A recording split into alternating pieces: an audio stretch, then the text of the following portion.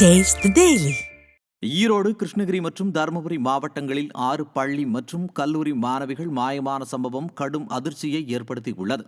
ஈரோடு கொல்லம்பாளையத்தைச் சேர்ந்த கல்லூரி மாணவி ஹயந்திகா, வில்லரசம்பட்டியைச் சேர்ந்த 18 வயதான கல்லூரி மாணவி, தருமபுரி தென்னக்குட்லஹள்ளியைச் சேர்ந்த 17 வயது கல்லூரி மாணவி ஆகியோர் கல்லூரிகளுக்கு சென்ற நிலையில் மாயமாகியுள்ளனர்.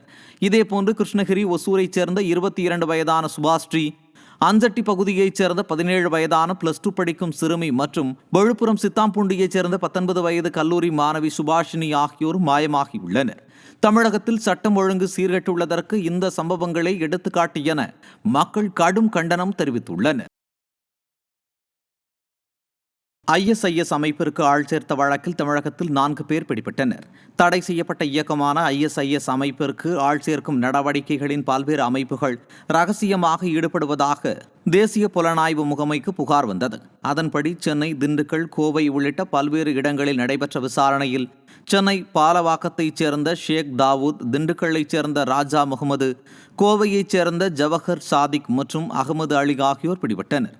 ISIS அமைப்பிற்கு ஆள் சேர்த்ததாக இவர்கள் மீது வழக்கு பதிவு செய்யப்பட்டுள்ளது. மேலும் கடந்த 2022ஆம் ஆண்டு கோயம்புத்தூரில் நிகழ்ந்த கார் குண்டுவெடிப்பு வழக்கிலும் இவர்களுக்கு தொடர்பு இருக்கலாம் என சந்தேகிக்கப்படுகிறது.